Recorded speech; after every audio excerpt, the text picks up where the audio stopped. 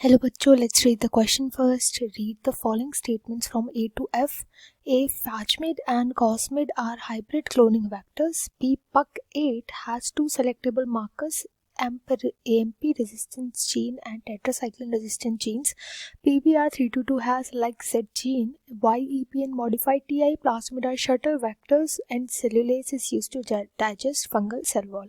How many of the above statements are correct. हमें बताना है कौन सी इनमें से स्टेटमेंट्स है जो कि करेक्ट है. तो जो यहाँ पे की कॉन्सेप्ट यूज करे जाएंगे वो हम एंजाइम्स की स्टडी करेंगे एंड वेक्टर्स की स्टडी करेंगे. एंजाइम्स एंड वेक्टर्स की स्टडी करेंगे जैसे जैसे कंसेप्ट आएंगे उनके साथ साथ.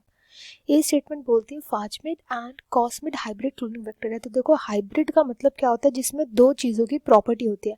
हाइब्रिड क्लोनिंग वेक्टर ऐसे क्लोनिंग वेक्टर होते हैं यूजुअली जिनके अंदर किसी एक फाज की, बैक्टीरियोफाज की भी प्रॉपर्टी होगी और प्लाज्मिड की भी प्रॉपर्टी होगी उसके अंदर. अब बात करें फाजमिड की तो यस, फाजमिड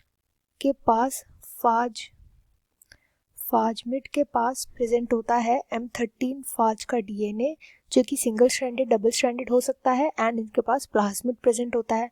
बात करें कॉस्मिड की तो कॉस्मिड के पास लैम्डा फाज का डीएनए प्रेजेंट होता है एंड इनके पास प्लाज्मिड भी प्रेजेंट होता है. तो ये दोनों के दोनों ही हाइब्रिड होते हैं. तो ये स्टेटमेंट करेक्ट स्टेटमेंट हो जाएगा.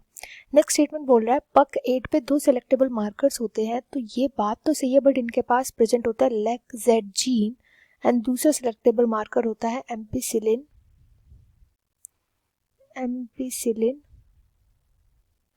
Resistant gene. ये दो प्रेजेंट होते हैं, ना कि ampicillin and tetracycline resistant gene. तो ये इनकरेक्ट हो जाएगा. थर्ड स्टेटमेंट बोल रहा है PBR322 पे लैक सेट जीन प्रेजेंट होता है जो कि इनकरेक्ट स्टेटमेंट है. इसके पास लैक सेट जीन प्रेजेंट नहीं होता PBR322 पे. नेक्स्ट बात हो रही है YEP and modified TI plasmid shuttle vectors होते हैं. तो शटल वेक्टर्स क्या होता है? शटल वेक्टर्स उनको बोला जाता है, ये ऐसे वेक्टर्स होते हैं जो मोर देन वन ऑर्गेनिज्म इनका होस्ट होता है. मतलब ये एक से ज़्यादा ऑर्गेनिज्म के अंदर मल्टीप्लाई कर सकते हैं, ऑर्गेनिज्म के अंदर मल्टीप्लाई करके प्रोटीन यील्ड करवा सकते हैं. ऐसे वेक्टर्स को बोलते हैं शटल वेक्टर्स. एंड इनका एग्जांपल हो जाएगा YEP. YEP की फुल फॉर्म होती है यीस्ट एपिसोमल प्लाज्मिड. ये एक शटल वेक्टर होता है. एंड TI प्लाज्मिड को भी हम शटल वेक्टर की तरह यूज कर सकते हैं. ये किस किस के अंदर मल्टीप्लाई कर सकता है? एग्रोबैक्टीरियम के बारे में तो हमें पता ही है, साथ ही साथ ये ई कोलाई के अंदर भी मल्टीप्लाई कर सकता है. E coli and agrobacterium